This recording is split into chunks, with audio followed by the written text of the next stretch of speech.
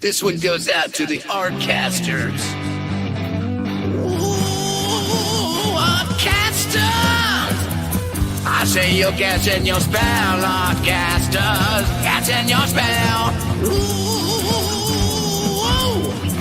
you're gonna cast that spell. Strike the hell. Whoa! Ooh. Hi, hi, hi, hi, hi, hi.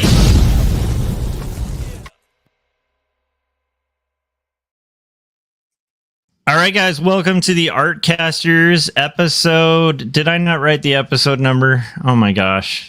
479. 479. Let me make sure. Let me at least say edit that and save it so I don't forget if I can. So there's a couple things we wanted to kind of do. We haven't done a one-on-one stream.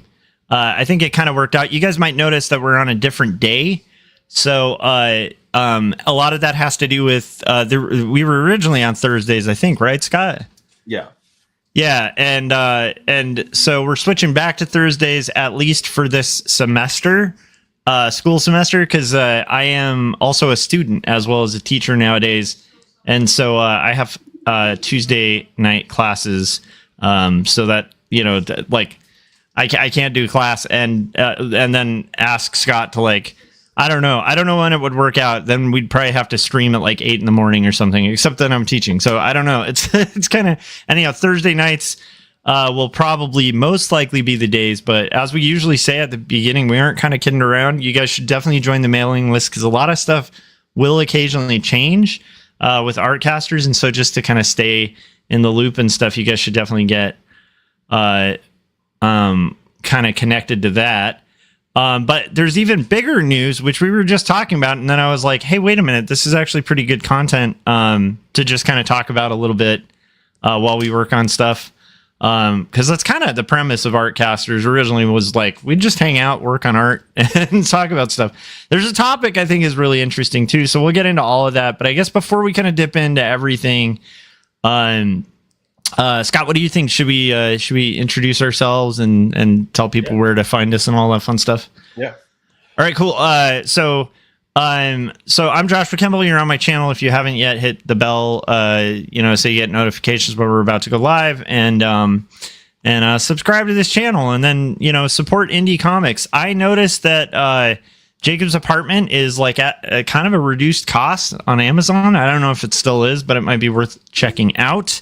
Because occasionally Amazon will reduce costs of books for I've seen little windows of time. There was this brief time where 2 stories for some reason.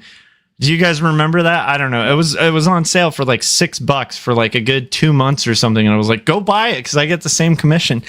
Same with Jacob's. I've had that with coloring books, and I'm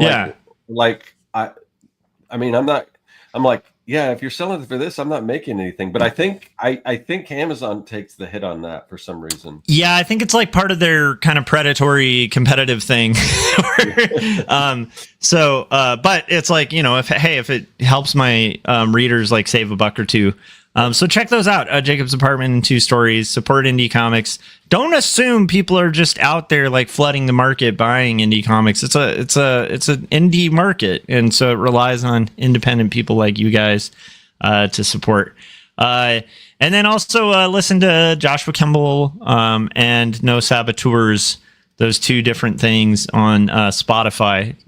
You'll have plenty of rock and roll music to check out, and I will have a new solo album and a new No Saboteurs album probably following that later this year, I'm guessing. So if you want some tunes, Scott, where can everybody catch your stuff and check out your work and also read your graphic novel?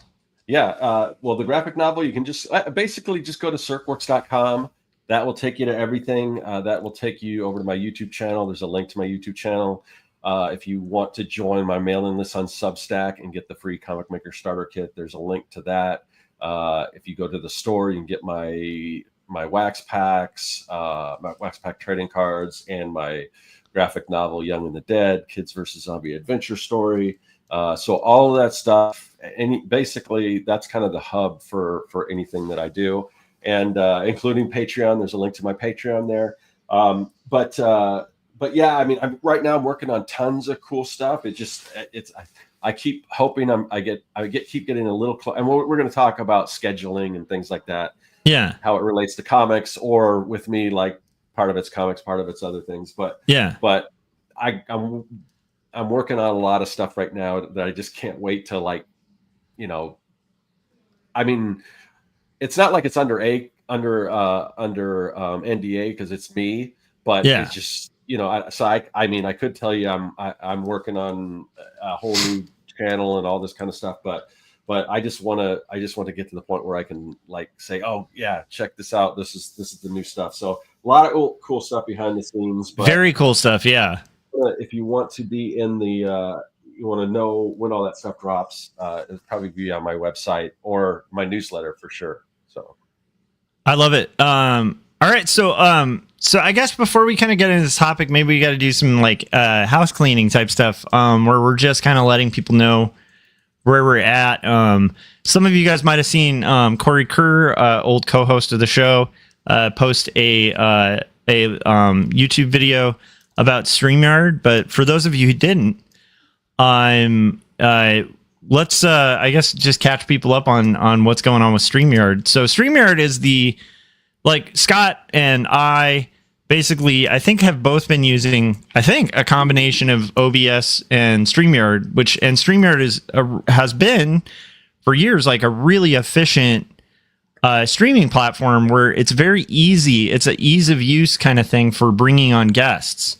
And I think since we've been using StreamYard, like a lot of streams have kind of started using StreamYard as like kind of an alternative. I think before that we were using like Google Hangouts, was it? We were using Google Hangouts, and then Google Hangouts went away. Yeah. And then we're like, oh, what do we do now? And now we're kind of in another position. Yeah. So here's the thing, like, going away, but yeah, they're like almost tripling their prices. Yeah. And this show, in case anyone doesn't know, this stuff doesn't really make any money. So yeah, we're not like rolling in the Artcasters, you know, we're not Uncle Scrooge just, you know, diving in our Artcasters money. Don't get me wrong, we love like doing Artcasters, and we love the community, but we do this strictly for love of the community, you know, for love of the game. And so yeah, they like tripled their price, and it's kind of insane. So I think we basically aren't super wealthy people. I know I had a career. I know we've all gone through like career stuff recently, and so like I don't think either of us have the disposable income to like pay that price, much less yearly. And then I think there's also just the thing of like the way they kind of went about it was kind of like, yeah, this is the new thing. Felt very like Adobe similar, but the thing is, I need Adobe for my job. This thing, we can come up with alternatives. Jim said, that's rad. We need to get Jim on to talk about the next unicornians. So Corey ended up finding a really nice alternative, but it's going to require a little bit of play, and so we're going to be doing a lot of experimenting for a little bit to kind of figure out this, what is it called, like Video Ninja? Yeah, it's a plugin it's called Video Ninja. It's a plugin for OBS, and it's going to be able to do pretty much most of the stuff we want. The one thing that it's not going to be able to do is if we want to do something like this, where we pull up individual comments, at least unless we can find other plugins that make that happen. I don't know. But we can still read the comments and everything. And there's a few things that it can do that I'm excited about that StreamYard doesn't allow us to do. Yeah. Even things that have been available, like things that we used to be able to do with Google Hangouts that StreamYard, because it's not really built for artists. So like if we want to have our face on the screen and draw at the same time and make that capability easy for our guests to do as well. Yeah. There's not an easy solution with StreamYard, because it's not, you know, it's never, and we've been with StreamYard since basically, like I said, they weren't anything. And we've also, back in the day, I did a video when we first went over to StreamYard. And I sent a bunch of people, and for a while we were even getting we were been getting discounts because we sent so many people their way. So we were with them for a while, and I guess in sort of fairness to them, they have been introducing a lot of new features and things, and so really cool ones. Yeah, and that's how they justify that they're raising the price. But there's tiers, but the tiers, there's either the free tier where you get a big giant duck up there and it's pretty limited, and we don't want that. We want our own branding and everything. There's R tiers when we see the price, and a lot of tiers, guys. We don't use hardly any of these features that they've been rolling out. And I was hoping that, it'd be nice if there was just a paid tier that was a little just more basic, but they don't have that. So you know what I'm reminded a little bit of when I was younger and like in bands, it's like it's kind of in an era where I hadn't taken any graphic design classes or any. We're talking like early 20s, right? I hadn't taken any graphic design classes, so like my late teens, early 20s, we would throw together flyers, and a lot of them we'd do just like cutting and pasting up and then like sticking on a piece of paper and photocopying it. But I remember the guitarist in my band, the other guitarist. Am I freezing at all? Am I good? It looked like a couple times you dropped that. Yeah, you were freezing earlier too. Well, maybe you might be frozen right now, actually. Interesting. Yeah, can you hear me though? Yeah, I can hear you. Yeah. Okay, so it's just the video. Yeah, your audio dropped out a little bit before. Oh, let's see. Is that better? You're still frozen. Oh my goodness. This is no fun. We can hear you. So I mean the important thing is that we can hear you. Let me try seeing if this will work better. How's that? Is that working better? You still look frozen. Oh my goodness. Okay, there we go. Okay, cool. Mydrin was asking, is the show back to Thursdays? Yes. We don't. It's the problem is we don't have permanent right now because there's just things in flux. So we're kind of going to move the show. Usually we'll try to do like Tuesdays or Thursdays. I think those are best days for people. But you guys just got to kind of keep on the mailing list. But for the foreseeable future, I think Thursdays is most likely the days, right, Scott? I think. Yeah. Yeah. So anyhow, I guess what I was saying is, it kind of reminds me of like those days of like, making flyers. And I remember when we found, my friend's dad's computer had a photo editing software, and it was like one of those pre-Photoshop kind of things where it's like, cool, you can change a font size and like nothing. Not a lot of bells and whistles. It was very user friendly, but it was like it didn't, compared to Photoshop, it didn't really have a lot of capabilities, but it was a lot more intuitive and easy to pick up. Mm-hmm. So I remember when I first went to art school being like, well, why don't we just use, and I don't even remember the program's name, because I had just gotten so used to it. But then once you learn Photoshop, you're like, why was I ever using this like kind of stupid, you know what I mean? And I kind of, my suspicion is the more we play with OBS, we might kind of feel that way, because it does seem like OBS, while it's a little less user friendly, it's the capabilities are just like vastly larger, I think, than StreamYard in general too. So I think once we kind of play with it, we should be able to kind of hopefully match what we've got. But yeah, like Scott was saying, in the interim, we're probably not going to be able to pull up that stuff. Does that make sense? Yeah. And the main reason why we're using StreamYard, because we could do most of the stuff with OBS. The main reason is it's the one thing that StreamYard does that makes it easy for us to get guests on, because we can just send them a link. They don't have to download anything like we did if we did it on Zoom or something. If you don't have Zoom, we have to make sure our guest has to download Zoom, or most of the other thing you have to download. You have to actually download it.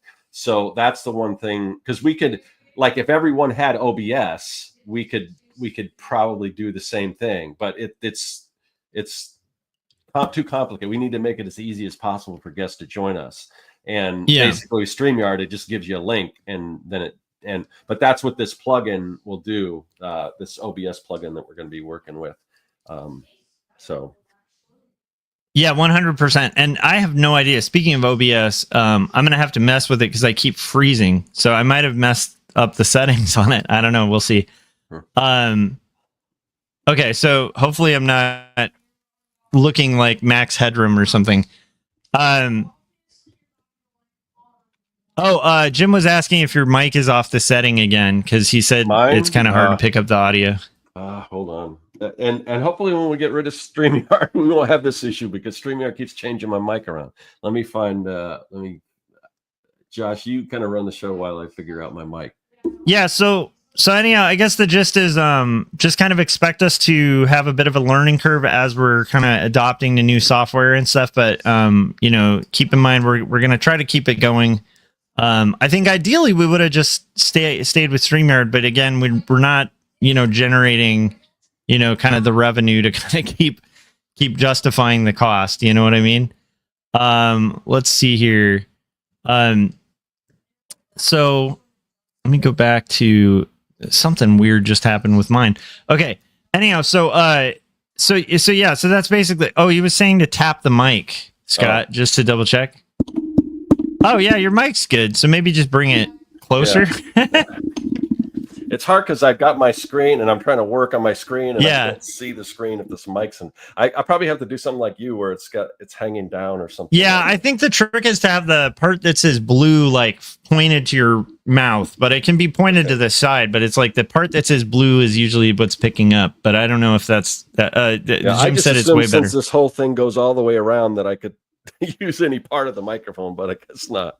Yeah, it depends because if you have it on the setting for like a single broadcaster, it's like usually where it says blue. I read that a long time ago because I was having issues. But yeah, it sounds a million times better. Thanks, Jim. Jim's our audio technician. I don't know if you guys knew that. Okay, so any questions about StreamYard or something like that, throw in the chats. If any of you guys want to just like, throw us $400, we'll stay with StreamYard. but the other thing, because I see we have some people tuning in from Twitch. StreamYard does make that easier, so that I don't know about. I don't know about the multi-streaming to Twitch may not be a thing by then. I have to read up on it. Yeah. I'm thinking OBS can probably multi-stream, but I would assume, there's got to be tons of people that are using OBS for Switch, so we just got to figure out, how to do that. Yeah, so I'm kind of reminded with just like to me, it just reminds me of like anytime I've had to learn new software where I feel a little nervous about it. But I think on the weekend I'll run a couple live streams, just seeing if I can live stream straight from StreamYard, which I don't think will be an issue, but I can kind of test it out. And then I think Scott and I are going to mess with it too, just to kind of see if we can get like a format kind of going.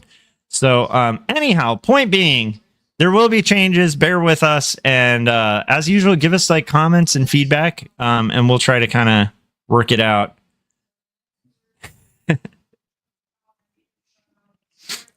The Janet Jackson face mics. It's funny how different people attribute those mics to different people. Yeah.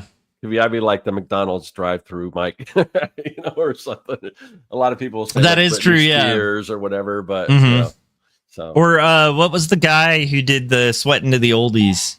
Oh, Richard Simmons. Didn't he have one of those too? He probably did. I don't know. I associate Richard Simmons with everything because he's amazing. That guy was hilarious. I had a friend's mom who did Richard Simmons workouts in the mornings. So like when I was a kid, I'd go over to my friend's house and then we would mess with his mom. Like in the morning, like when she was doing her workouts, we'd all be in the background, like, yeah, sweating to the oldies. Like, it was so funny. Anyhow, Jim said the best mics are 1970s game show mics. Yeah, those are pretty cool. Oh yeah, those little long ones. Yeah, but I feel like if you have that kind of mic, then you got to be like, well, ladies and gentlemen, you believe that? Can you believe that? I can't even believe that. Can you believe that, Scott? Could you think of like a heavy metal act with one of those long Bob Barker microphones? it's being held like back here by hand. Yeah. I don't know, man. I mean, I've seen heavy metal bands rock like the old SM58s that are kind of like they almost look like an Elvis mic, Oh yeah. Okay. So So yeah, so anyhow, just I'm a little nervous about it, but I feel pretty confident. Like it's one of those things of like kind of like probably better to get into it now. I think it's kind of similar to a website where, you know, template websites are great, but to like customize your own website is always kind of preferable than just like going on some website and using their random URL. I think that OBS is like it's a software that's been around since like streaming was invented. I don't think there's going to come a day where they're just like, we're charging for it now, you know? So I think the more we can kind of learn using that, like the more kind of freedom we'll have with our streams and stuff. So yeah, I think the biggest thing for us is just guests. You know, oh, that's another thing we gotta we'll have this kind of move into the topic, but we got to fit this into our schedule, figuring out how to do all this setup and everything, because it's not like we don't have enough to do right now already. Yeah, it's nuts. Yeah, like if you guys haven't known like or noticed, like Scott and I juggle a lot of plates, and so like the idea of having an hour to spare beyond just the hour or so that we give to Artcasters is a little tough, but we'll see what we can do. but keep you know, on the mailing list and stuff, and that way you can kind of find out what's going on. I almost wonder if this is my OBS settings. I'm going to mess with my settings for a second. Scott, you got to fill the void for a second. Okay. So, you know, I know Corey was asking if we were talking about Video Ninja, which, yes, that's what we've been talking about. We're not using it right now. But next week is, you know, we're gonna over the weekend, we're going to try to figure all that stuff out and come to a solution, which, I mean, the main thing we're using that for is to get guests on, and we don't have a guest tonight anyway. So although if we could figure it out before we have a guest on, that way, if it doesn't work, our guest isn't put out, but we'll figure all that stuff out. I don't think it's going to be an issue. Yeah. I think it'll work pretty well. I don't know why this is like freezy. So let me try it even lower and see if that'll work. And then I'm going to try that little trick I did before, where I think I switched to just a regular camera. Okay. And then this makes me nervous about switching to OBS because it lags sometimes, and it's like that bums me out, you know? I'm gonna have to talk to Scott about that. We've always been using OBS. Yeah. I mean, we're using OBS right now. That's what I'm saying though. I have freezes happen every once in a while on OBS specifically. I'm wondering, because this has nothing to do with the internet speed on this one. Let's see, video. Just checking.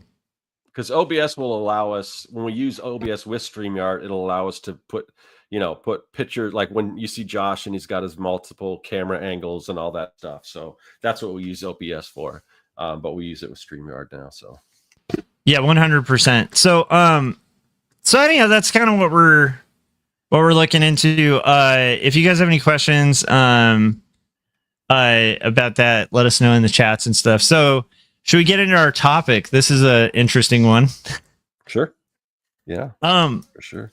So something hit me yesterday. It was yesterday because my publisher was like, "Hey, so are we still good for that deadline Monday?" Right? And it dawned on me there is no way in the universe that I'm going to get, you know, like 50 pages done by Monday. Like, right. So here's the thing. I am usually a guy who just nails deadlines, right? Mm-hmm. With professional work, I tend to always hit deadlines. However, graphic novels are a beast, and especially graphic novels I care about, because I'm at a point in my life where it doesn't make a lot of sense for me to rush something that's going to suck. I don't know if that makes sense when it comes to comics, because I've had books published. I realized that the sales aren't always going to be the best with comics. Does that make sense? Like, they could be, and there's always a chance they could be. But to me, the payoff of committing, you know, a couple of years or more to a book, to a graphic novel is, by the way, I think my screen is freezing again. I don't quite understand why. Yeah. but I do think I'm still running. So we can still hear you. So I'll just kind of switch. Landon's got a question for me. Yeah. Well, I'll answer that in a little bit, Landon, if you want to stick around. We'll continue on with this topic right now, but I will address your question. Oh yeah, well, I mean, you can go ahead and hit it because we're going. Right. Well, we're doing kind of a hangout too. So since this feature is going away, yeah, I might as well take advantage of it. Abuse it, Scott. All right. Have you ever done Arizona Pop Culture Con and also the smaller niche con, Arizona Comics Arts Festival? Are you planning to do those next year? Is it worth your while? Can you explain the difference between each? Pros and cons. So yes and no. So I can't explain the difference because I've only done one of those. I'm not even sure if I'm familiar, unless you just buy Arizona Pop Culture Con. I assume that's the name of the con. It's unless you're talking about Phoenix Fan Fusion, which is kind of the big kind of pop culture con.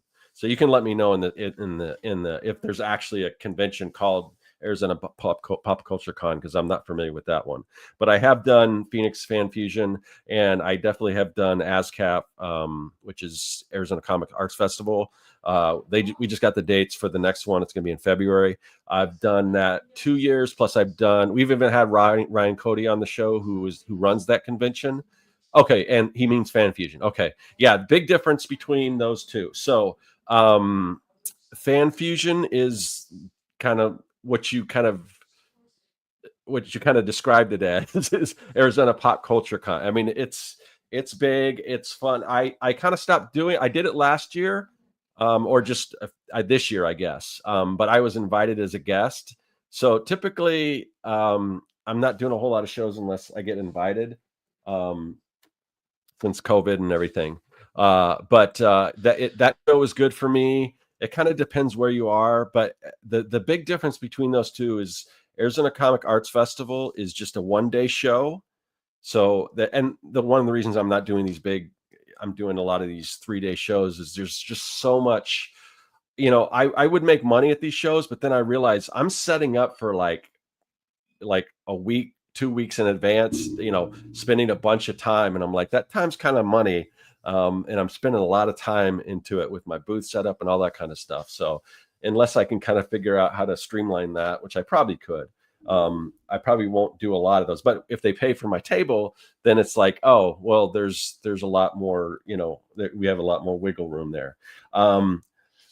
The one thing I think about Phoenix Fan Fusion, I was really impressed with the just level of artists there. Everyone's up in their game. I think part of it because the animation industry is kind of taken such a hit that a lot of those, and most animators are just incredible artists. So a lot of those animators, I think, are kind of moving into doing conventions and things like that. And, their stuff is just really impressive and everything. So the level of quality. So depending on where you are, you got to compete with some pretty incredible people out there. Arizona Arts Festival. I love that show because, like I said, it's 1 day and it is specifically comics related. There's no other weird pop culture stuff. There's not cosplayers. There's not anything other than comics, and mostly independent comics. They do bring in, like, I think they had one guest that they brought in last time, which was which is Kevin Eastman. This time I think this year's gonna be Jamie Hernandez. So these are big indie comic creators, like some of the biggest, most famous creators. So it's all comic focus. So if you're doing comics in indie comic, it's a good show to go to because the crowd there is the crowd that you want. So I really dig that show. And it's if you can get in, I don't know if there's a waiting list or whatever, because they don't have a lot of space and I don't know if they're expanding, but and Gary Hodges, he could tell you the same thing. He does it. We've got friends from, the Making Comics podcast that also do it. But they can't make it this year. So maybe there's a couple tables open. I don't know. But anyway, so it's a really cool show. I love it just because it's comic focused and the table costs are really, really reasonable. And the entrance fees for the attendees are super reasonable. So, I mean, that's kind of that all works out pretty well. So those are the major differences. I mean, there's definitely pros and cons to both. I mean, if you want to go and just see spectacle, Fan Fusion's great for that. And like I said, I like the people at Fan Fusion. They were nice enough to get me a table and everything. And I made more money at Fan Fusion because it's a bigger show, but it was also a 4-day show, and it's a lot of work.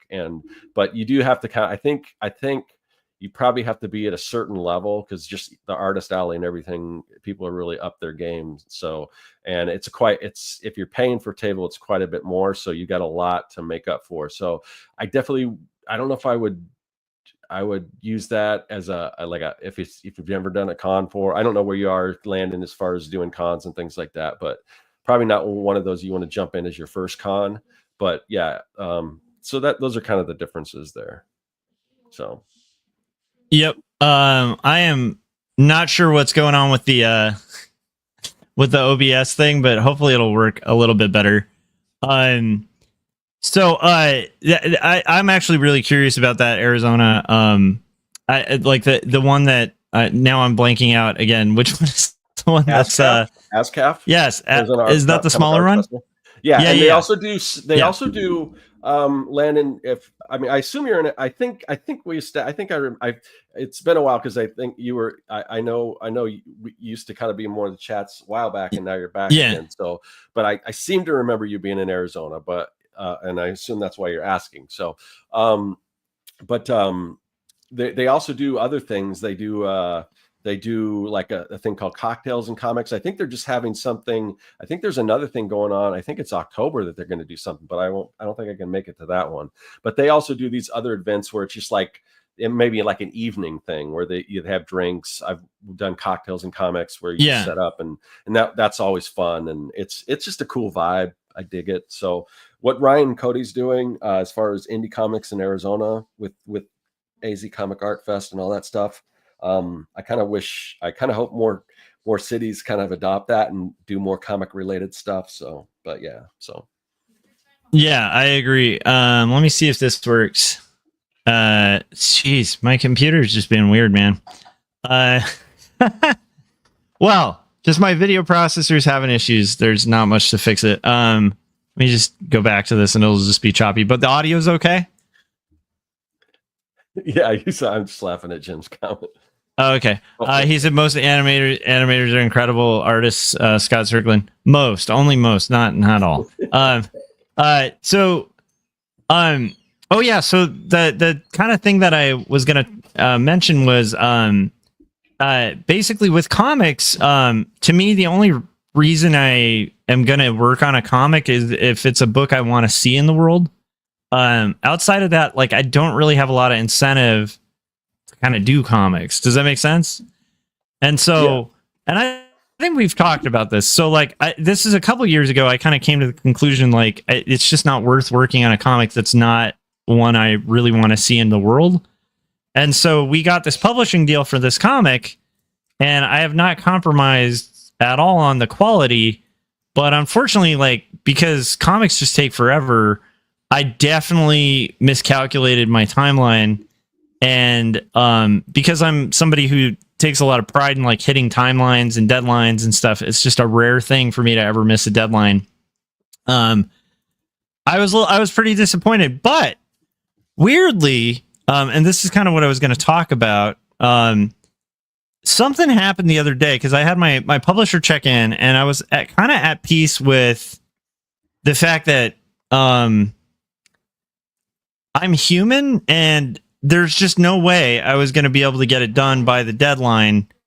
And I failed at it, and I was kind of okay with that. And kind of okay with the repercussions of it, because I realized, well, like older me would have like scrambled and maybe lost quality toward the end to kind of hit the deadline, because the deadline's all that matters. And or like just ruminated and like beat myself up about like being imperfect on a project. And I think I shared with the chats, with our little like personal chat, because I kind of felt like I want to kind of mention this to my friends who I respect in art, because I don't think I talk much. I don't, I guess I don't have like a ton of experiences like this, but I quite often will not share like if I have a big fail. And I was like, I think I should share this because I don't know, like for me, it was interesting to realize a couple things. One is I think I've evolved as a person to where it's just not worth it for me to pander on quality. Like it just isn't. Like I want to make a good book. I don't see the point. And again, I even mentioned to my publisher, like, you know, the fact that like I'm doing the best quality pages I can. I feel like I'm in a good zone right now, but I really don't want to make a bad book, you know, or like a semi good book. I want to make the best thing I can. And oh, Josh, I just want to interrupt real quick. Oh, so yeah. I know I mean, assuming that hopefully your publisher knows this, but anyone that follows you online sees the work that you're doing. So a lot of times when people aren't making their deadlines is because they're not making it a priority or they're not doing whatever. There is a log on your YouTube channel showing you creating pages and doing all of this stuff. So I mean I think that's one of the reasons why your publisher was cool with and because you're putting in the work. Yeah, and it wasn't a blind thing. Like I'm literally sending them roughs as I get them done. Yeah, so they kind of probably had a rough idea that this was coming up. It's just funny because like the old me would have again, I'm not proud of it or anything like missing a deadline, but or needing another extension on the book. But I'm also like way more at peace with it because I think that first off, I mean, if you're going to be a commercial artist and that's your bread and butter, try not to miss deadlines. It's like I was even at peace with the fact that, you know, my publisher would have been well within their rights to be like, yeah, we're just going to call it like, you know, like, because like, yeah, you know, there's a lot of people involved in a book release that aren't just the artist, you know, there's like a whole marketing team and like a lot of wheels and cogs that have to start moving. Now, luckily, they have enough advance, so even my deadline is in advance of a lot of things that are going to pull into gear, so they can kind of scramble and kind of make it work. But I'm in a position where I guess my point is I was just surprised by the fact that I think sometimes as an artist you have to be okay with being human, though. And I guess that's kind of the thing that I was thinking about that's changed in my outlook, where I think when I was younger, I don't know if I realized that a lot of the people I was competing with were, you know, working like 16 hours a day and being subsidized by like significant others.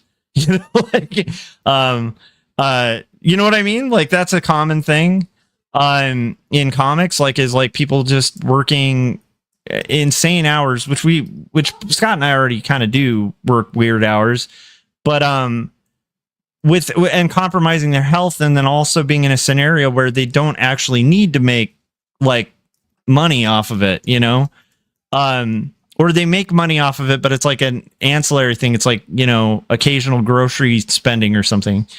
And I think as a younger artist, I would look at people with like a crazy output like that, and I would like judge myself because I'm a little bit slower of an artist than a lot of the, like, you know, these kind of crazy cartoonists. You know, you say that all the time, Josh. I think what it is, I don't think you're slow at all.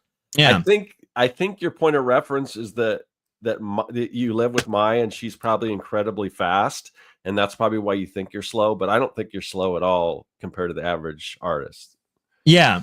Well, I don't know. You know, I guess it's all subjective, right? Because it's like compared to, you know, like, I mean, we've had like Hartman on. Compared to Hartman, we're pretty slow. Right. But he's got a very different style that kind of lends itself to that. But still, you get my point, right? There's it probably is like an eye of the beholder thing, right? Where I feel slow, and I'm sure there's guys who are like 3 times faster than me that feel slow. You know, like you can't. But anyhow, my point is, I'm just kind of surprised by how okay with my own limitations I am, like in the sense of I'm going to push hard and work my hardest, but I'm not going to do the young guy, like beat yourself up over something kind of thing that I used to do when I was a younger artist. And And what was neat about that was I just kind of came to peace with it. And then this morning, and I, of course, told my publisher the reality of it and stuff. And I was like, you know, like, we got to extend it and stuff. And I had a feeling, because they've been really pretty in love with the book so far. That like our editor is got promoted, and so now I think she's like the president or something. And then like the new editor is like has been working on the project and was kind of like the intern kind of thing. So anyhow, they're both like hands-on, like still really hands-on with the project and kind of in love with how it's coming out. So I was really relieved that they were willing to kind of work on it. And they specifically said, like, these pages are beautiful. We have no problem extending it. Yeah. Knowing because you're giving them the artwork and they're seeing the artwork and everything, and they kind of know where you are. Yeah. Do you think they were half joking when they said, "Are we going to have this thing done by tomorrow?" Well, I think they were definitely logically checking in, you know. Yeah.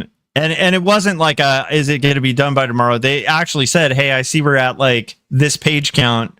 Are we still good to hit Monday?" You know. Right. And sometimes I'm kind of surprising to clients where I'll have I think I tend to actually be like that.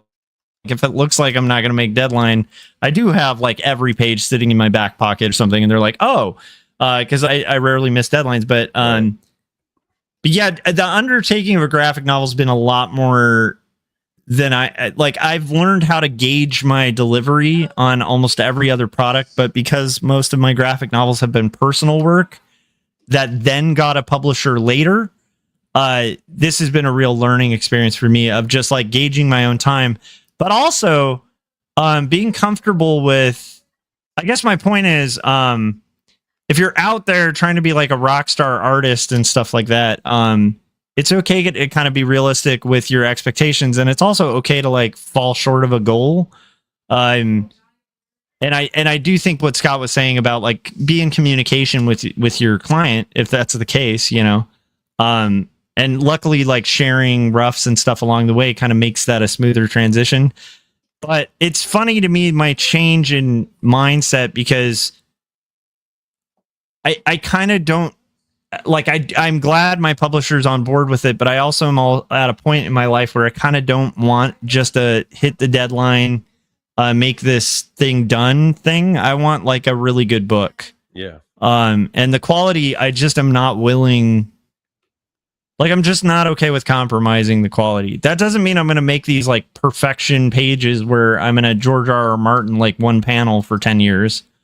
But yeah, anyhow, that's kind of a thing that brought up an idea of, I don't know if that's worth it. If you guys are listening and that's at all like helpful to share, I just thought it was good to share a couple things. One is artists often talk about their successes.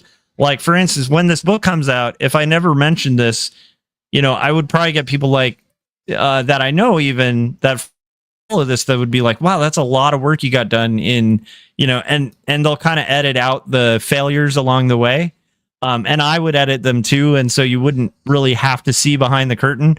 But in this case in particular, I just felt like it would be fun to pull back the curtain and kind of show you guys like a bit of a fail that I still see as a success. Because, like, again, it's not like I haven't been trying my hardest. I've literally spent every night for about 2.5 years just plugging away on this thing. I don't think I've missed more than a day. Maybe I missed a week once, you know, like, but I've been pretty consistent almost every day. So I don't really feel bad about it.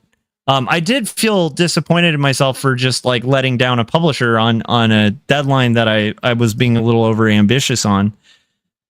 But I just wanted to share it. I don't know if it leads to anything or has any value or anything, but I feel like quite often we're sharing our successes and not kind of explaining like a little bit behind the curtain of like, yeah, I mean, I screwed up. I missed a deadline. And luckily, I have been making quality work for my publisher, so they're willing to forgive me for it, you know? And I think they're on board with the book, which is cool because that gives me more juice to work and do the best product I can for the publisher. Because, like, the fact that they love it too, because I really do think this might end up being like one of the best books I've illustrated, you know? So anyhow, I don't know, Scott, what are your thoughts on that? That was a long, rambly thing, but what do you think? No, I mean, I think I think in some ways this is kind of a special circumstance. I mean, it's not. This is a very huge undertaking. This graphic novel that you're doing, and it's and I you know I have no idea. Josh has never shared what, if any, advance you got or whatever, but I'm assuming it's not enough to solely work on this project. So No, not at all. No. yeah, and for a project that takes that long, that big of a commitment to be doing it with the hopes that it become, and I honestly think that this book will be successful. I mean, I want to right up front, when it is finished, you definitely you've got the Xerox, so even if it seems a little outlandish, I would definitely submit for the Eisners, because I think this kind of book is something that the Eisners would probably be interested in.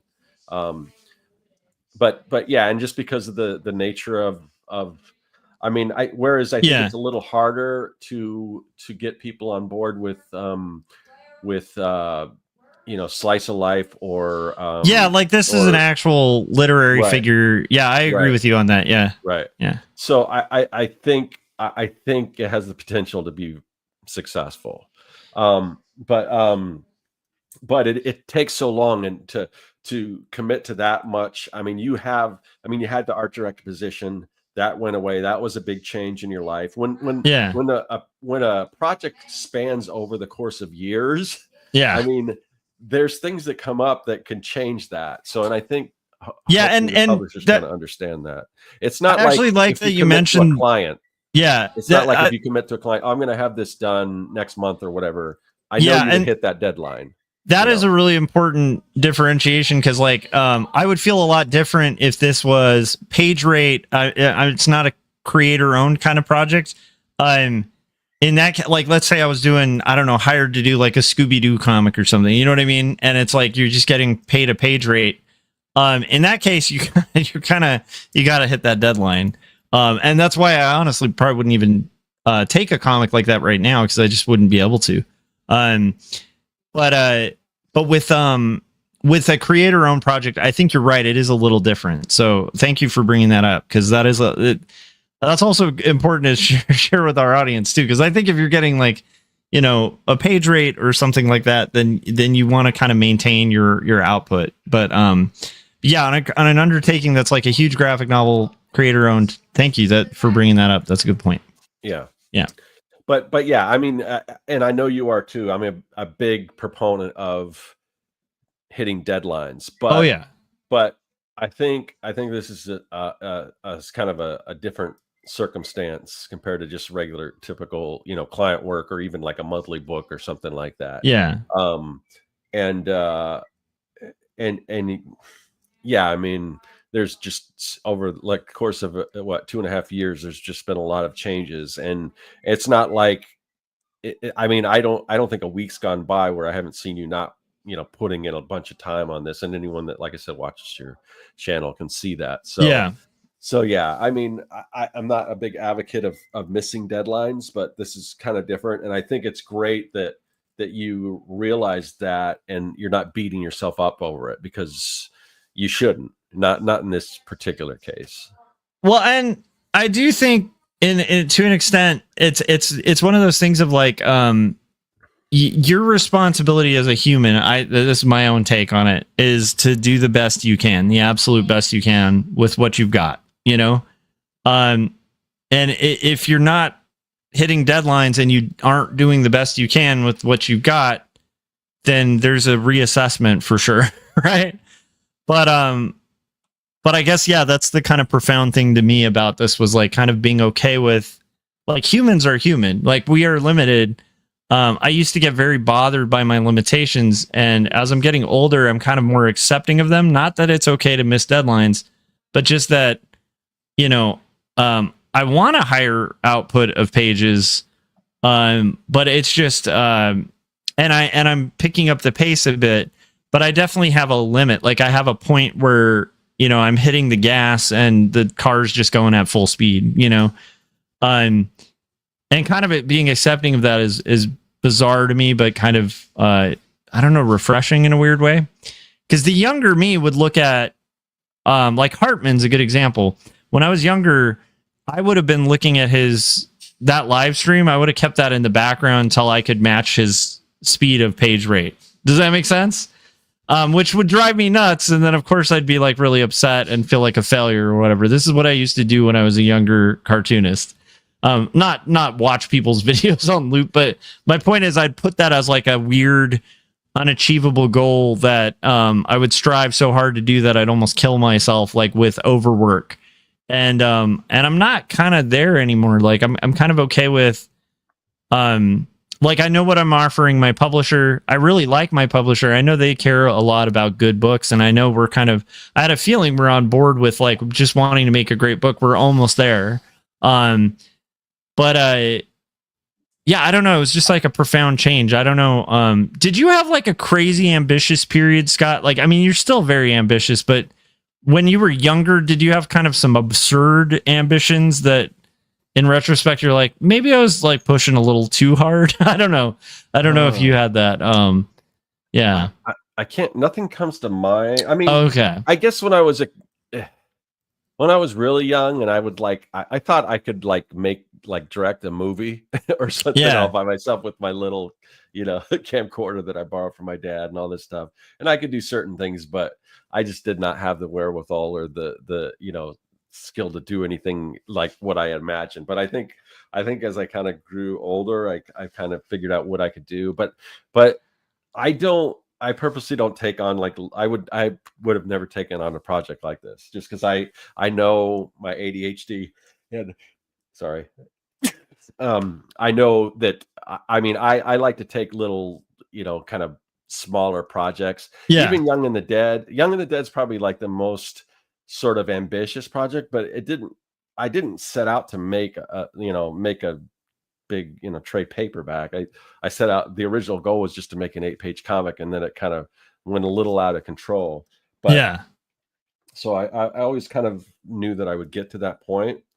But the thing I did was, instead of it just being whatever 170 something page story, I said, no, it's going to be in single issues. So that means, I've made a single issue. I finished. Yeah. Even though technically it's not finished because there's more issues, but I need that kind of thing. I couldn't just do like what you're doing. That would drive me crazy. I've got to do all kinds of different things. And so yeah, I think we're just kind of wired a little different when it comes to that. Yeah, no, it makes sense. Jim said, great. All your kid fans are going to be missing deadlines to be cool. We don't have kid fans. Are you kidding me? Yeah. You can look at our analytics. No one under, I shouldn't say that because I know we do have a few younger people watching, but I don't think we have anyone under 18. That's for sure. Yeah, I have no idea what's happening with the OBS. I think it is a thing with OBS and StreamYard. I guess we'll see when I start experimenting with direct streams of OBS, if that's an OBS issue. But maybe I'll bug Corey to see if he can help me figure out. For now, I'm just going to switch to the FaceTime cam because at least that works, right? It's not lagging now, right, Scott? No. Okay, that's good. But yeah, I don't know. I guess I'm definitely not saying miss deadlines. I definitely had times as an art director where, and I mentioned this to my wife too, where it's like last night when I had to like send this email to the publisher because I had to be honest with myself, like I'm not going to hit this, And the last thing you want to do is have your client or your publisher find that out day of. Like that is the absolute worst you can do. Yeah. But I did tell my wife, because she was like, "Oh, they'll be understanding," because she's more familiar. She's seen like kind of what Scott was describing, where it's like I've been in the trenches with the publisher. The editor's been working with us on it, and so I think we all kind of saw the tea leaves and stuff. But I told her, like, as an art director, I definitely had times where I had to like let go of an illustrator because they blew a deadline.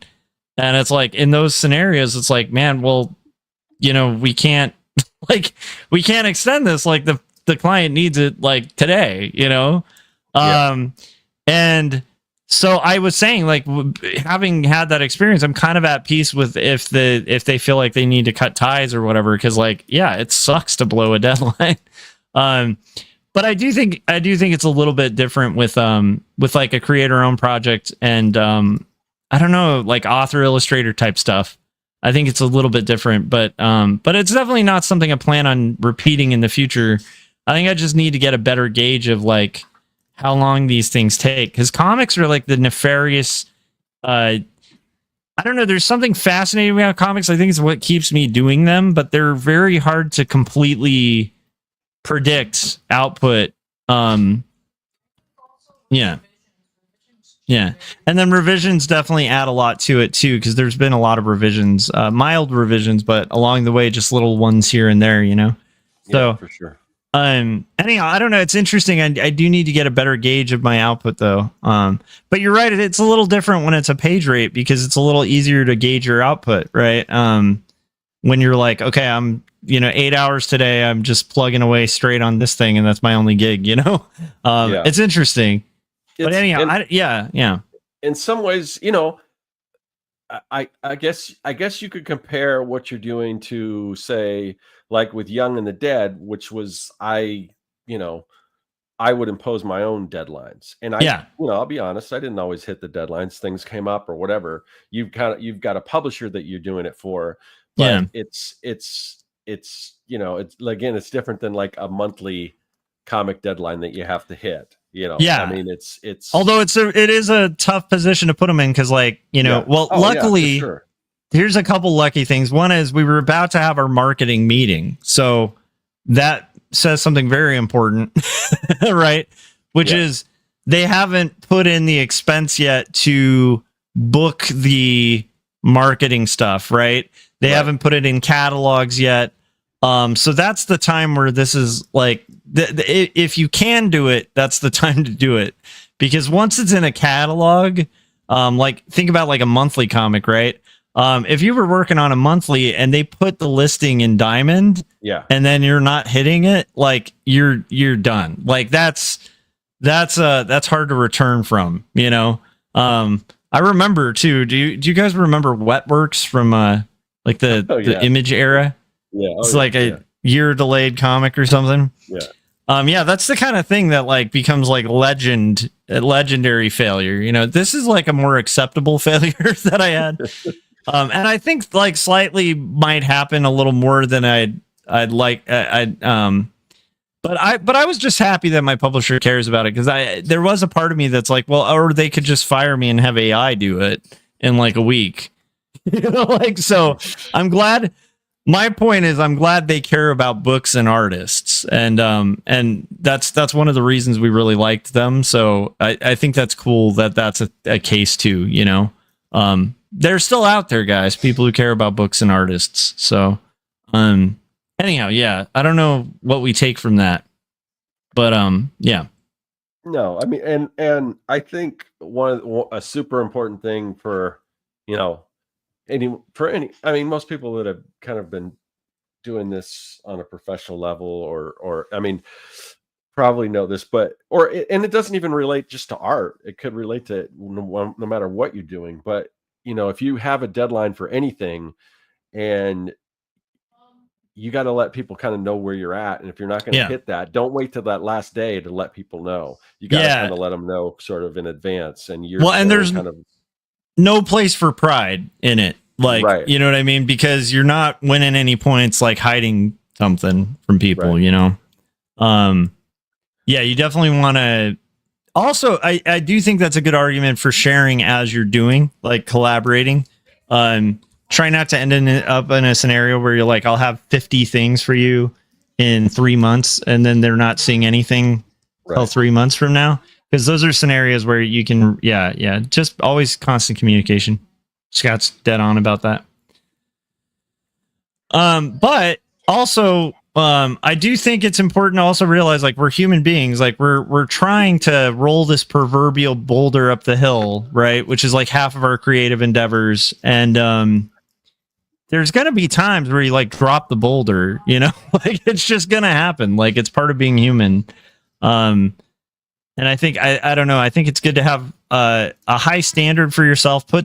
Be rigorous with what you're trying to do. But yeah, I don't know. Like if you have a human moment, I don't know. Maybe be crazy and stubborn like I am, because I feel like even if they had dropped this, I would have probably still finished it. So I would hope so. I mean, I'm just weird and autistic like that. A pretty big name in publishing, right? If I'm not mistaken. But but you'd be able to find another publisher, I think. You know, the fact that when their previous publisher was bought out, that they didn't say, "Oh yeah, we don't want to continue on with this project." That they still want this, means no. And our editor is lovely. I want to be really clear about that. Like, I have a very cool editor. She's really nice. She loves the story. She's been working with us on it. She's probably been working almost as hard as we have on it. Yeah. Because it's like, reviewing all those pages on almost a daily basis is just like a ton, on top of, their other books and stuff. So yeah, that definitely makes a big difference, is having a publisher who's on board with it. But I also like that they're humaning too. Like, I don't know if that makes sense, like allowing humanity in the process of art. I think, and it should pay back in spades. Cause like, again, like now I love the publisher. Like I want to do even better for them, So I don't know. Yeah. Sorry. I thought this was going to be a little more profound than it is. Now I realize it sounds like me I think this is complaining. This is important stuff. Yeah. I mean, and I don't think it's anything really we've went into depth about before. Yeah. So. Well, because I haven't really had a lot of blowing deadlines moments in my life. Right. In 20 plus years. I think that's why I was kind of surprised that I wasn't beating myself up too hard about it. Because the past me would have here's the thing that I guess I was profound to me outside of you shouldn't miss deadlines. Yes. But also don't ruminate on your mistakes to the point where you aren't able to progress forward. Because there were times when I was a younger guy where something like this would have destroyed me for weeks, Yeah. And that's so stupid. It's not stupid. It's understandable, but it's I guess it's just what do you gain out of that? And I've gotten, I guess, a little better at just being well, okay, so there we go. I messed up. Whatever. Well, what else can you do? I think that's an important thing too, is as you're trying these creative things, I think it is important to be a little forgiving if you drop the ball, and just pick up the ball and keep doing it, or keep trying. I don't know.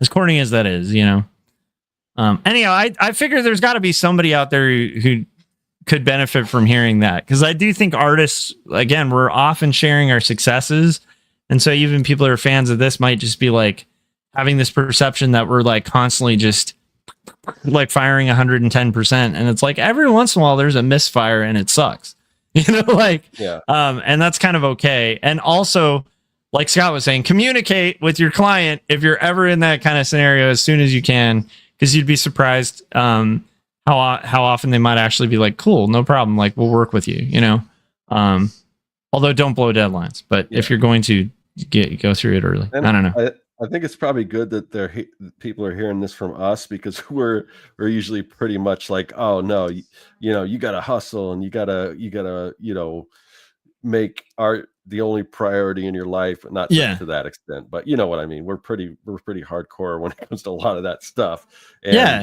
And to hear that kind of, I think, from us is probably it's good for us to take a step back and say, okay, chill out a bit here. Yeah. It's not we have high standards, and I think that's the thing that kind of amazed me about this was in the past I had such high standards for myself that again I would have not lived this down very easily for myself, and what I've been surprised by is just people are human. Human beings sometimes are pretty forgiving. And so it's just a matter of make really good stuff. The one thing I would say that's a lesson from this too, though, is if I was making mediocre pages, the publishing deal would have been dropped the first extension I ever asked for. If I was making meh pages. So I am putting my best work into it.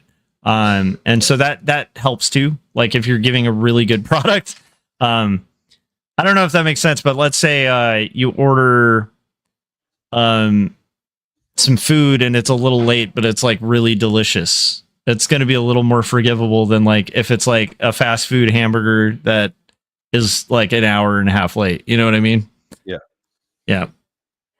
Anyhow, that's a rant.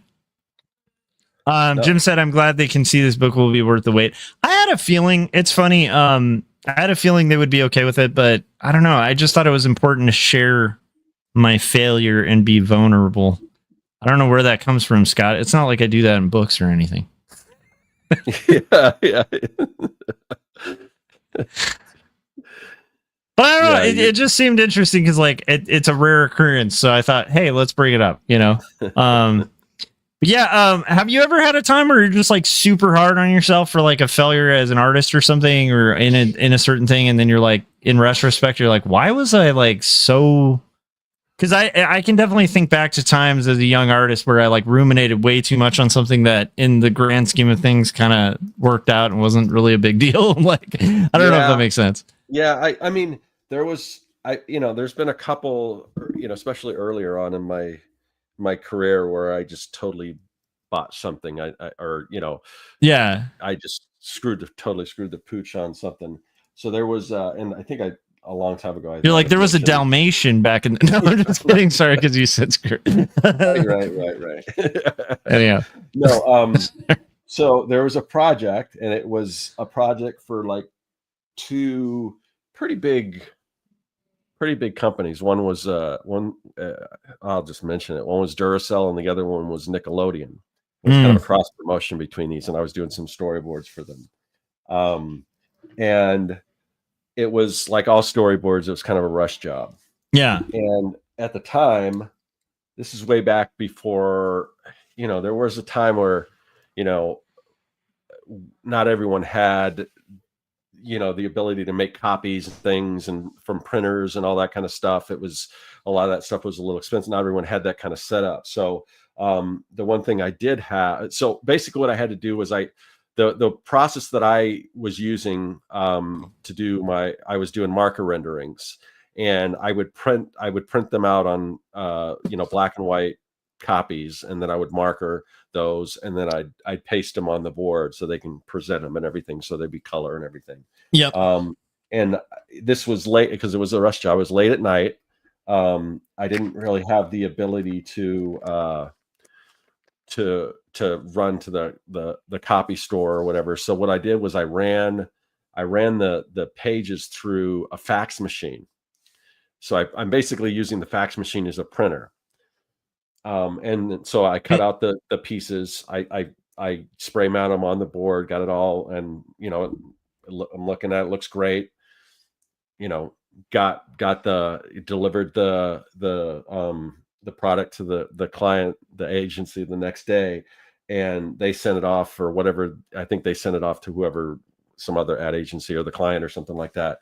And all of the things had, like, back then it was a weird like thermal type, the way fax machines work. Oh no, now I remember. There was a chemical reaction between the fax machine paper and the spray mount, and it discolored, and it was just a nightmare. So, and I totally screwed that up, Yeah. And and then the guy I was working with was like, oh man, so I totally burnt the bridge with him. Yeah. He had to like try to smooth things over and buy these guys a really expensive bottle of champagne or something like that, and all this stuff.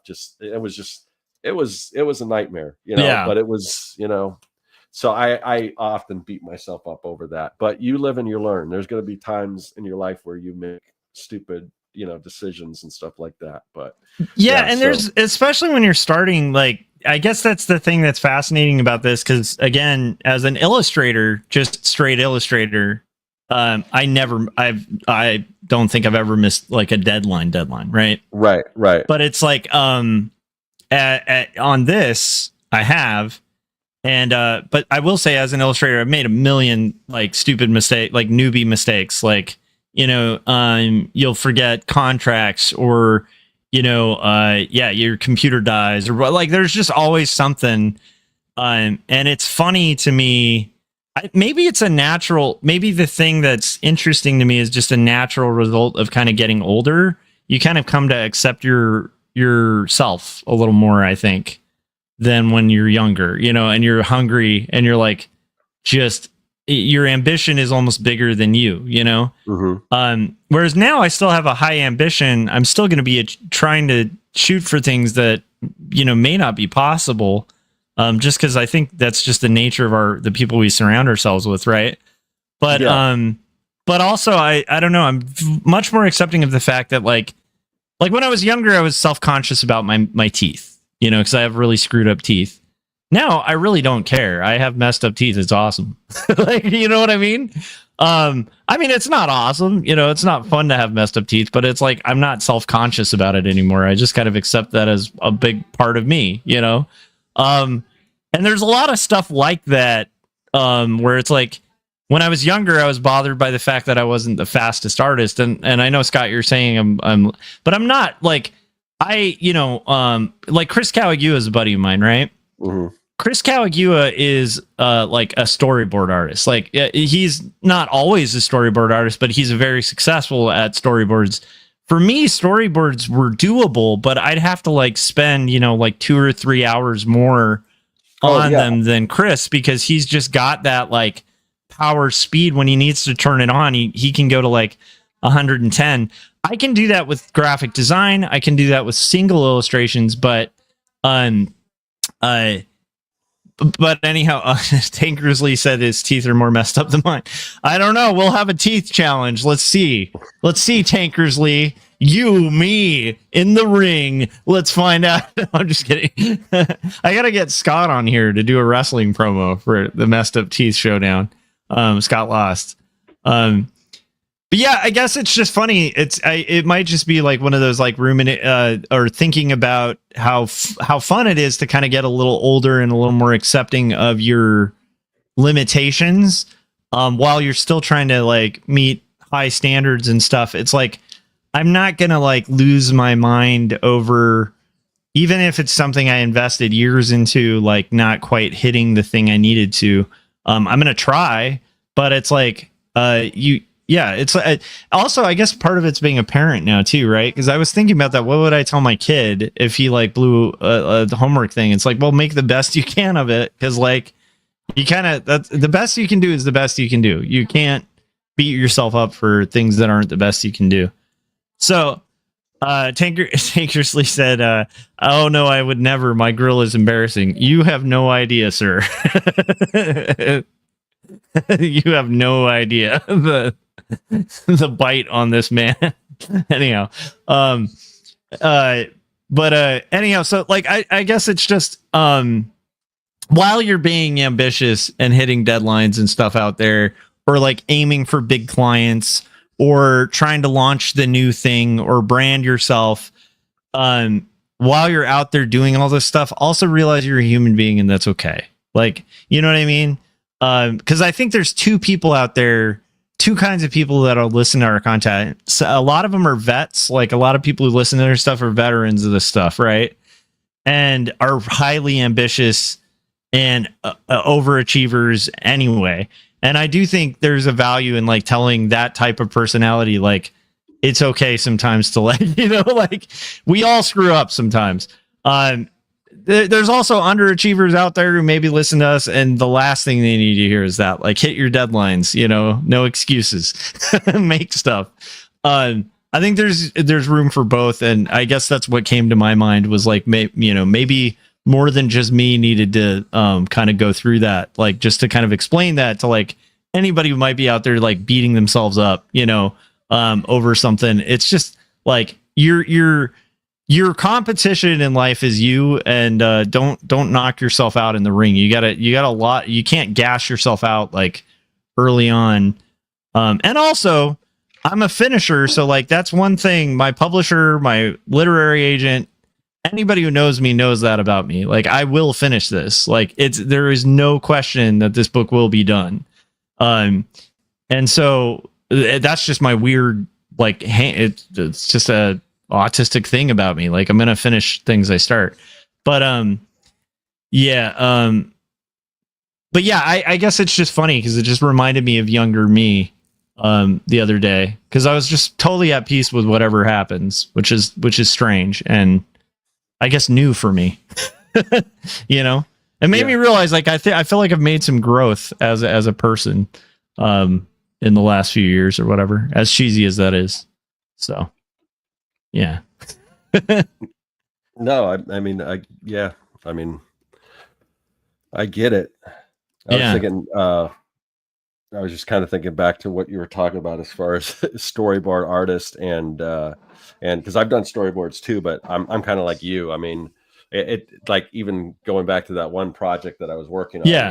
I did a lot of storyboards, but it was probably even harder for me because I felt like I was a little slower at that, than. Yeah, and when you're doing them in house next to the guys that are not only fast, but like the Hartman type guys, like you're literally in house with those guys, and you're a young artist, and like, especially when you're young, because you get into those gigs, you don't feel like you earned that gig. You feel like, I lucked out, I cheated my way in here. What am I doing? Like, and then you look over and you're like, oh crap, like it. Yeah. Anyhow. Yeah. Sorry. Go ahead, Scott.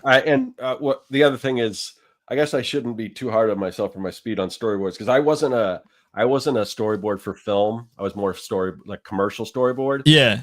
Those are two very different things.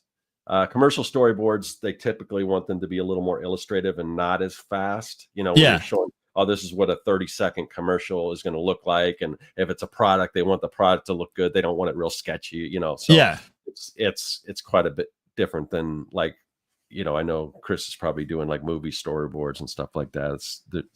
They're almost, yin and yang. So yeah, it's funny too. This is another thing about Kevin talked about this. This was like a BIPC thing we used to talk about, why we picked illustration back in the day.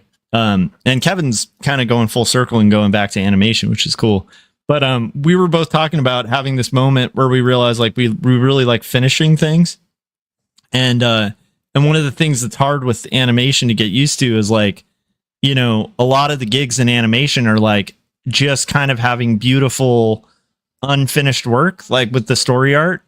It's like, it just doesn't look totally finished. And now I like really love looking at that stuff. But I remember as a young artist being like, no, I want to like see an image like through to completion, like, and there's so much team elements of animation that you rarely are going to have the job where you're seeing the entire thing through to completion, right? Whereas as an illustrator, you do, like, you're the theater, you're the director, you're everything.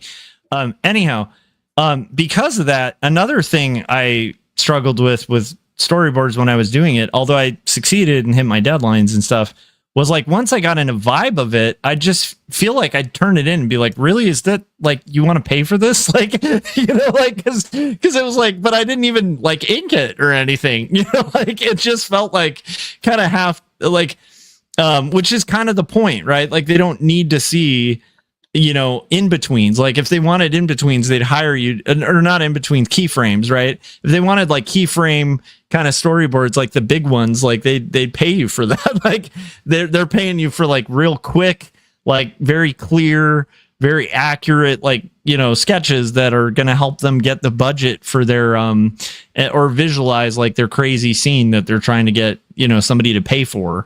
So that was tough for me too, with storyboards to get used to. I don't know if it was for you, but I always felt like I was cheating when I was doing storyboards, because I'm like, but it's like, this is a rough, like, this is a rough for a client, like, I do think that would be fun. I'm curious your thoughts on this. Have you ever considered, like, at some point, I do think it would be fun. I think maybe Lujan mentioned this. I do think it would be fun to do a comic that's like done in like a rough style, like the style I would do a rough, almost like a Jeffrey Brown clumsy or something like that. That's like real loose. Yeah.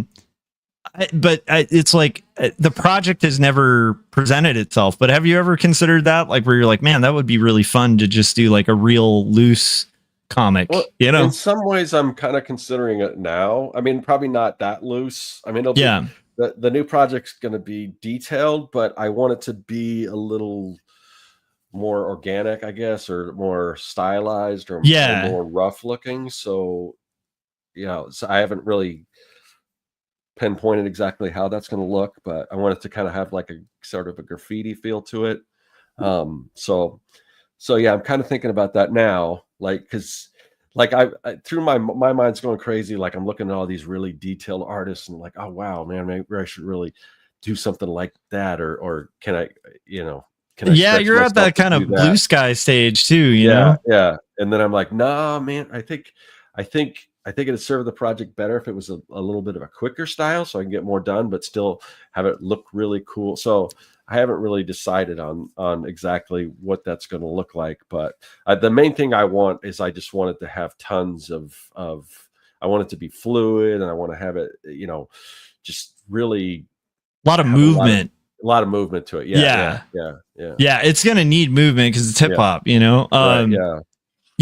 I'm excited about it too, because it also, like, you're also getting to unleash like just some crazy creativity with like your mech designs, and I just think it's gonna be so fun to look at. Just the fact that it's sci-fi and there's just gonna be it's gonna open itself up to just so much more than what Young and the Dead did, having it take place in suburbia and with there's really no sci-fi element to it. I'm sure it was fun drawing zombies and stuff like that, but this is just totally different. There's just so much stuff I get to play around with in this world, and with the, with giant monsters and mechs and all that kind of stuff. So yeah, it's gonna be fun. No, I'm completely. I was trying to switch back so people could see my art, but it's not gonna happen. I'm excited about it. I think it's gonna be really cool. I was showing student Matteo Scalera stuff. I've actually been looking at some of his stuff, and it's deceptively, and I've seen him draw and stuff, and he's like super fast, but I really like the look of it, and he's got a lot of cool cartooniness to what he does. So yeah, I've been looking at some of kind of a lot of the stuff that he's doing.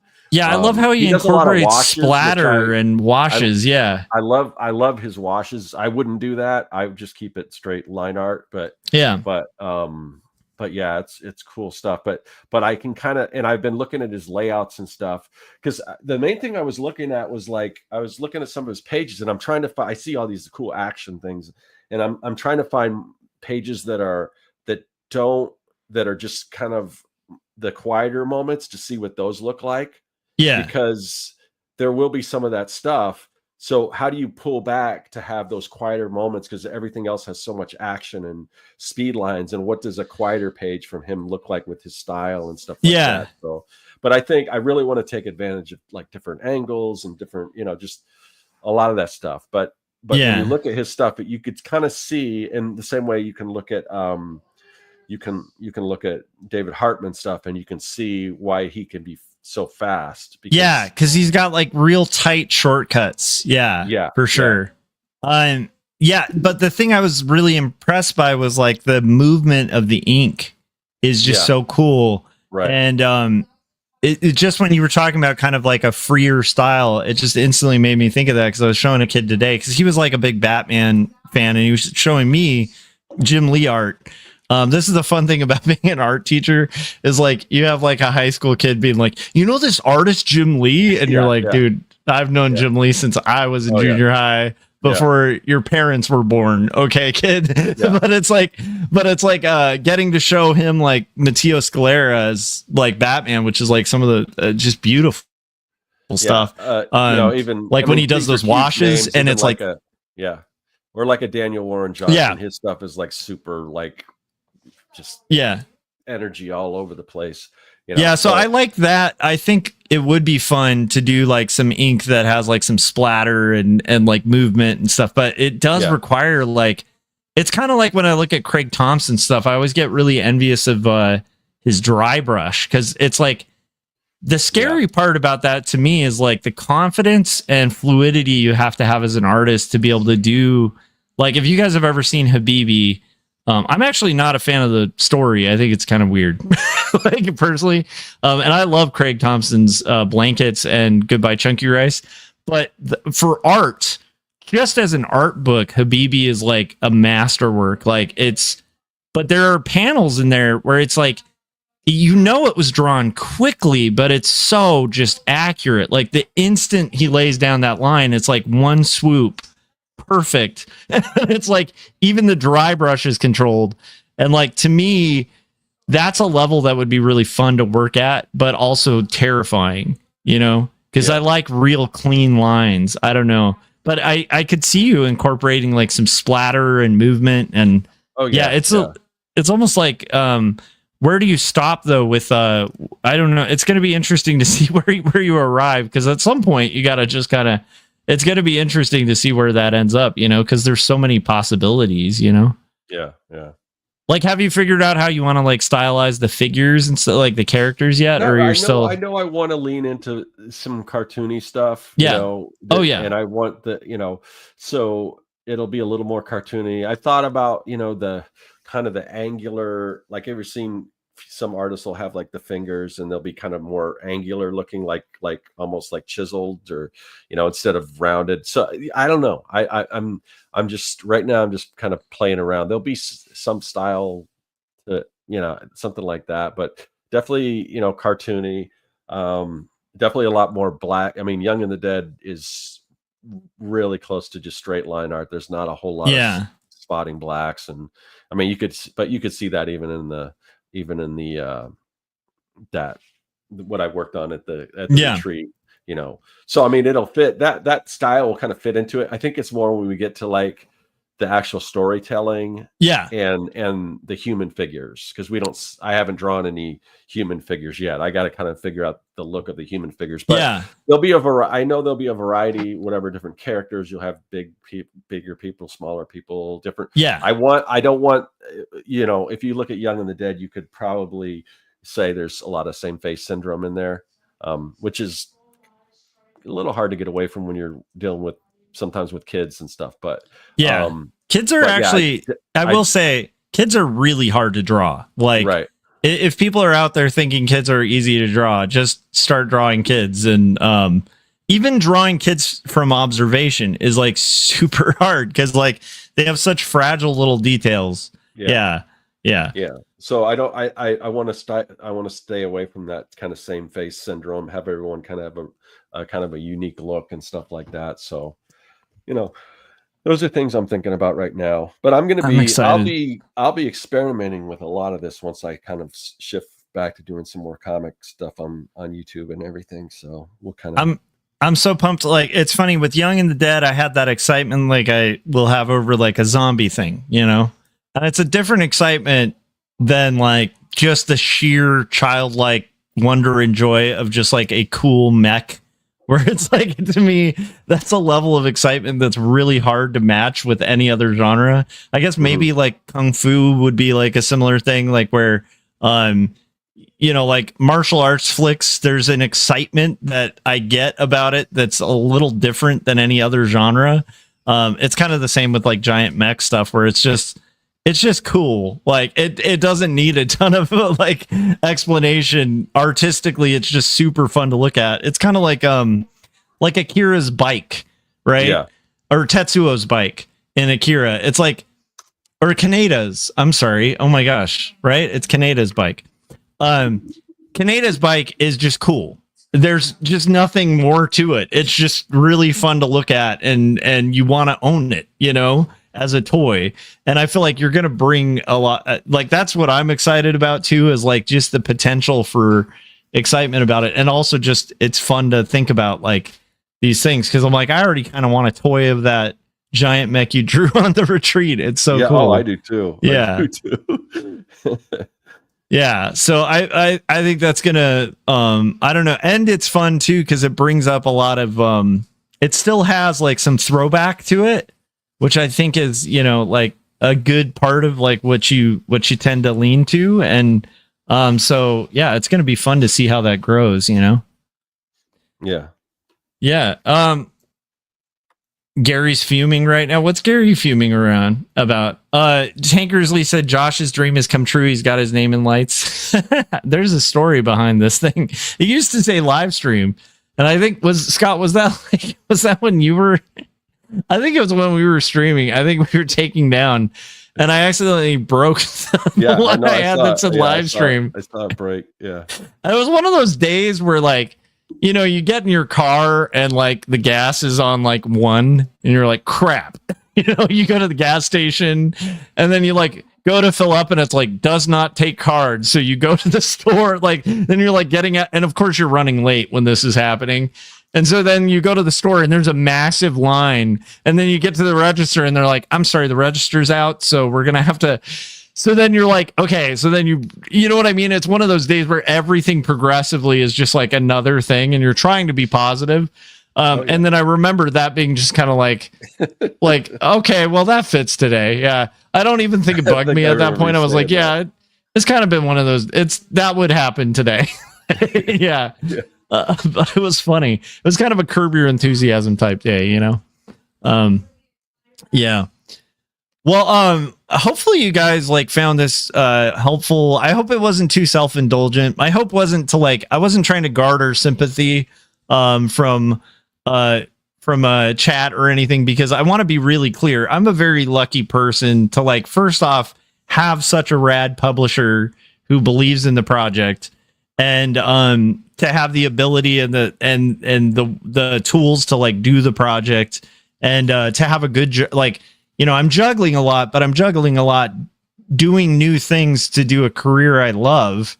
And so it's like, I'm not like this poor, like, oh, poor, you know, I'm not trying to garner sympathy. I just wanted to share, because I feel like a lot of the time I share my wins and I don't share my losses. And I think sometimes that can give you guys in chat maybe like the wrong perception, where it's like, no, I'm not like always firing on 110 perfect cylinders. You know, Dylan was saying Josh not remembering the big character's name in Akira. I'm a little tired, but yeah, there's a reason for that though. Scott was talking about same face syndrome. That is the only criticism people could make about Akira, is all the characters' faces look exactly the same. Be honest. Be honest. They all look the same. Even the girl character looks exactly like Kaneda. And I remember when I was a kid getting confused about that, the faces, because I was like, is that Kaneda or like, you know what I mean? Do you remember that, Scott? I don't know. Yeah, it's been a while since I've seen Akira, so I mean, I definitely couldn't name the different characters. It's been so long, but yeah. But I'm also casting stones at a grand master artist, so it's like you know, I'm not saying like he makes up for it very well by basically drawing everything so technically perfect that it defies like pretty much any modern comic or animation. But I'm just saying, even he has same face syndrome weakness. So, you know, take that, Akira. Okay. Shots fired. There's going to be like internet commentary where like now people are going to start dissecting my work and be like, oh, he thinks Akira is bad. Yeah. Anyhow.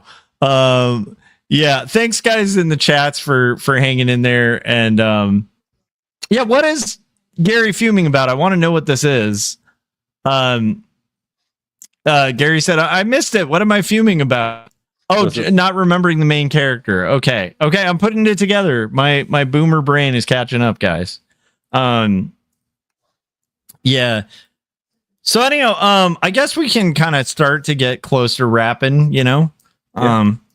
So yeah, Jack be nimble and Jack be quick. That was me rapping in the old school way. Peter Piper or Peter, is it not Peter Piper? Is it Peter Piper? Yeah, Peter Piper. Yeah, that's right. What happened to that level of hip hop? We need to bring that back, guys. Nursery rhyme level hip hop. But by the way, not going to clown it. That's like the birth of the whole thing, you know. It's like early rock and roll where they're singing about blue suede shoes and stuff. It's kind of like at the time that was pretty amazing, you know, and still pretty cool to listen to. Anyhow, all right. 2 + 2 = 4. Tankersley said. I disagree, Tankersley. You should look at my teeth. 4 teeth will not look like 4. It won't look like 2 + 2. It'll look like 2 plus a conundrum of strange things. He said hip hop family tree. Okay, nice. I love that comic. I think that's a work of genius. Scott, what do you think? Should we call it? Yeah, we can wrap it up. All right. Yeah. So if you guys haven't yet, if you haven't noticed, we switched to Thursdays, right? Next semester, if I have a Thursday class, we're gonna probably have to switch to a different day, right? How many more semesters do you have? That's the best part. I literally have 3 semesters total, so this will be one of 3. So it's very quick for college. That's very short. Yeah. Yeah, but I was gonna. It just seems so weird that you can teach college, but you can't. That you have to go through all this other accreditation to teach. You know, initially I thought it was kind of silly, but I actually think it's good because I'm learning stuff. Oh yeah, sure. That's really helpful. Like learning like just really awesome stuff. And it's probably good that California wants us to kind of know what, like, you know, go through it. I'm kind of surprised in retrospect. I kind of wish some of this stuff had been taught to like college profs, you know, because they don't really go over a lot of that stuff. So you kind of have to figure it out the hard way. But yeah, it is kind of the loops I have to go through, but it's fun and challenging and interesting to kind of do all of it, you know. But yeah, we need a DJ involved, said Keeman. I like it. All right, so so if you guys haven't, you notice that it's like kind of switching days. I lost track for a second. I lost track on my own little train there.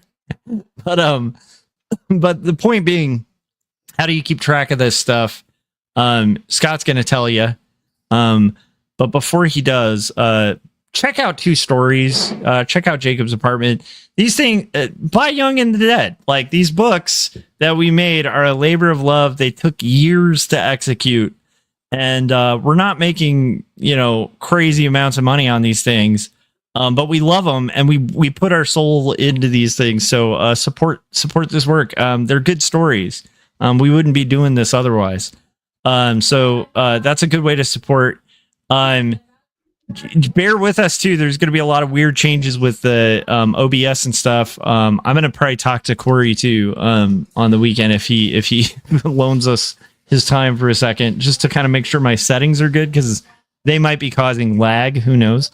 But yeah, you know where Scott's going to send you. But first, Scott, where can people get, like, let's say I really want a cool wacky pack, a vintage wacky pack, you know, yeah.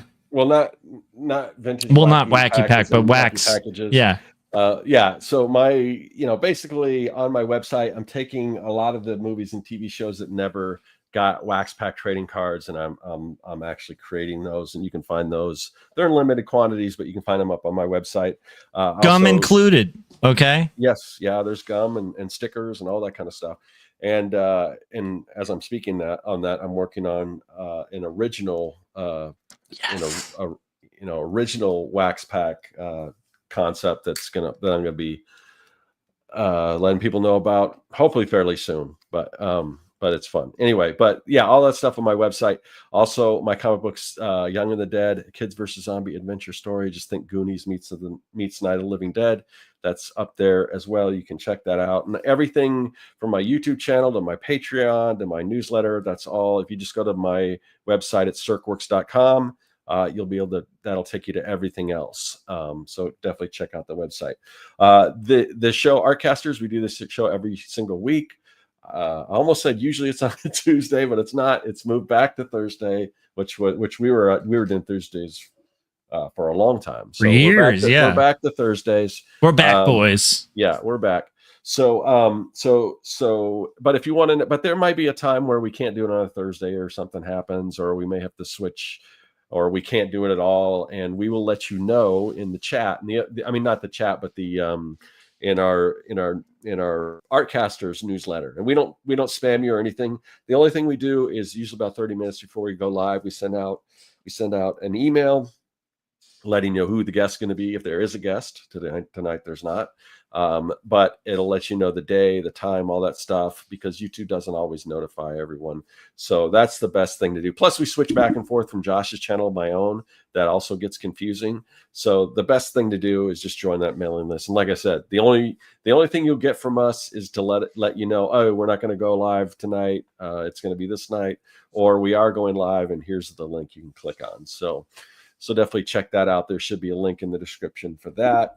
I want to thank the chat. I'm just going to pull up some stuff here. Moving forward, we may not be able to do that. That's the one thing I don't think we're going to be able to do is just pull up these comments like that with the new system we're working with. Yeah. But we can still read your comments and address them and everything. So,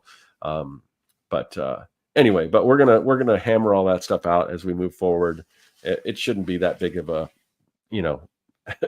for people, for us, it might be a headache, but for you guys watching, it should hopefully look pretty seamless. So I love it. And Scott, when you mentioned hammer, I was just remembering, like, it was like a week ago, I went down a rabbit hole of looking at like these videos that were talking about how MC Hammer was like hardcore. Like back in the day in Oakland, I guess Hammer like scared the crap out of a bunch of like gangster rappers, which is hilarious to me and amazing.